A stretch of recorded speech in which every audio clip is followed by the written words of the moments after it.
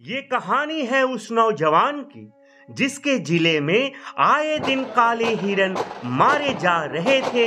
मारे गए उन हिरणों को देखकर उसे गुस्सा आता था, वह उदास होता था, पर वह कर भी क्या सकता था। मगर वह उन हिरणों को बचाना चाहता था।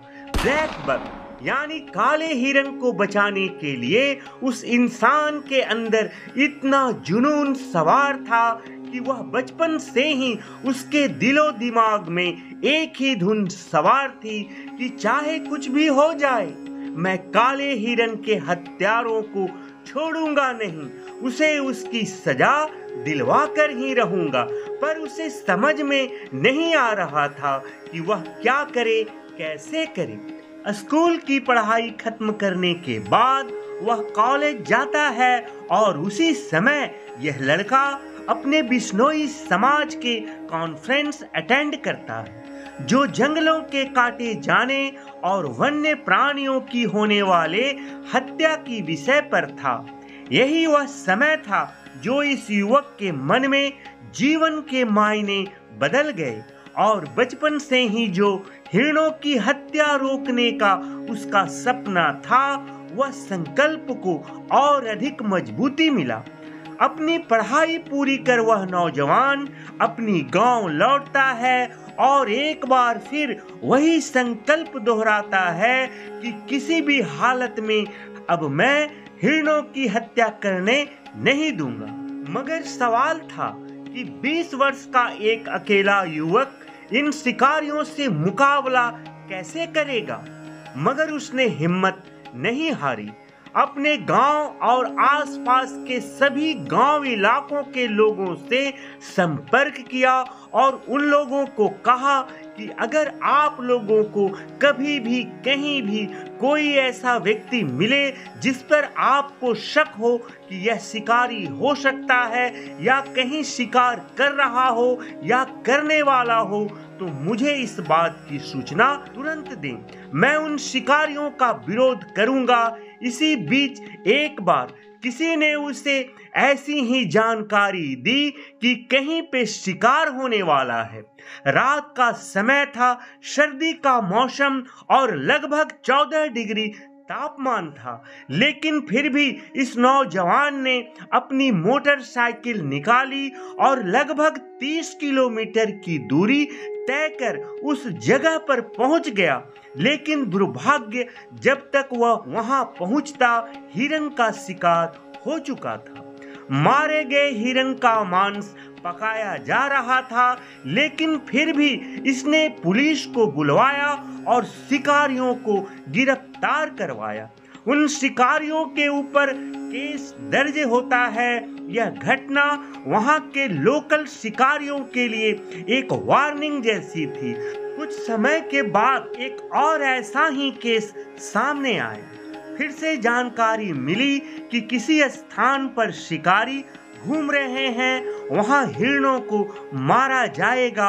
और एक बार फिर वहां पहुंचते पहुंचते हिरन मारा जा चुका था। वह अकेला नौजवान युवक ने शिकारियों का विरोध किया, उन्हें रोकने की कोशिश की तो एक शिकारी ने उसके माथे पर ही बंदूक तान दी। हालांकि डर तो उसे भी लगा ही होगा, मगर फिर भी उसने हिम्मत नहीं हारी और वह जान पर खेल कर भी शिकारियों से उलझता रहा। कुछ ही समय के बाद वहां पुलिस आती है और शिकारियों को गिरफ्तार कर लिया जाता है। और उसके बाद से उस इलाके में शिकारियों के मन में उस युवक का ऐसा खौफ बैठ गया कि शिकारी शिकार करने से पहले 10 बार उस युवक के बारे सोचते थे। जानते हैं हमारे इस कहानी के वह युवक कौन है? ये है बिश्नोई, 51 साल के अनिल बिश्नोई। राजस्थान के अनिल बिश्नोई आज किसान होने के साथ ही साथ वन्य जीवों के रक्षक हैं। इन्होंने कई सालों से काले हिरणों की रक्षा के लिए काम कर रहे हैं। शिकारियों को पकड़ने से लेकर घायल हिरणों का इलाज करने तक अनिल बिश्नोई जी ने सब कुछ करते हैं। राजस्थान के हनुमानगढ़ जिले के रहने वाले अनिल बिश्नोई जी को बीते 35 सालों से 10,000 से ज्यादा हिरणों की रक्षा करने का श्रेय दिया जाता है। वे करीब 50 पंचायतों में अक्सर लोगों को जागरूक करते रहते हैं कि काले हिरणों को किसी भी हाल में बचाएं। उन्होंने काले हिरणों की रक्षा के लिए अभियान चलाए हैं। उन्होंने अब तक करीब 200 मुकदमे दर्ज कराए हैं। उनमें से 24 केस तो अपनी अंतिम परिणति तक पहुंचने पर है और दोषियों को सजा भी सुनाई गई है। इतना ही नहीं, काले हिरणों की प्यास बुझाई जा सके इसके लिए उन्होंने 60 गांव में जलाशयों का भी निर्माण कराए हैं या उन पुराने तालाबों का पुनरुद्धार किए हैं। अनिल बिश्नोई जी ने जब यह अभियान शुरू किए थे तब उनके साथ बहुत ज्यादा लोग नहीं थे, मगर आज लगभग 3,000 लोग वॉलंटियर के तौर पर उनके साथ हैं और कुल 12 जिलों में उनका अभियान चल रहा है। अनिल बिश्नोई जी से जब मीडिया वालों ने पूछा कि क्या सलमान खान के मुद्दे को भूल गए हैं, इस पर उन्होंने कहा, हम भूले नहीं हैं और भूलने वाली बात भी नहीं है।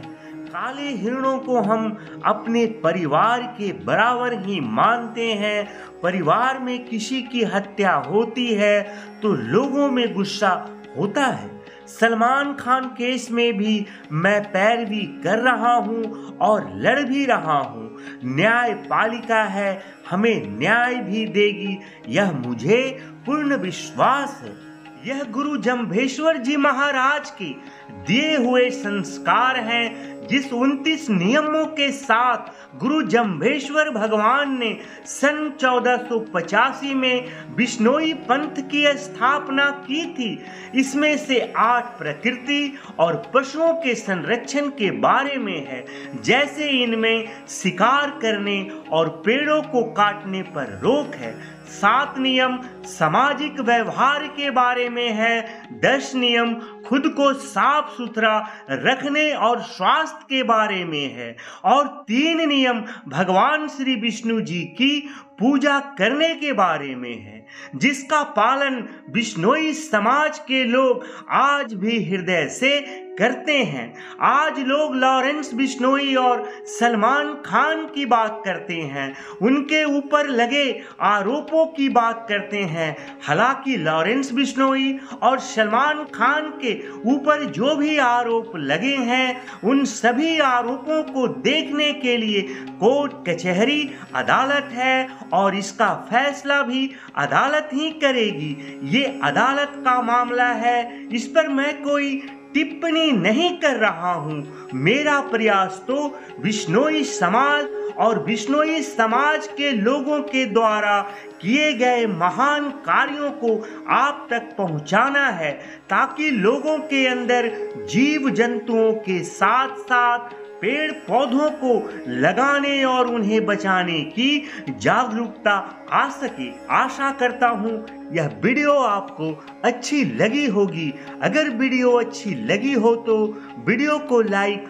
और चैनल को सब्सक्राइब जरूर करें। मिलते हैं फिर एक नई वीडियो में, तब तक आप अपना ख्याल रखिएगा और कमेंट बॉक्स में जय श्री विष्णु, जय जम्भेश्वर भगवान जरूर लिखें।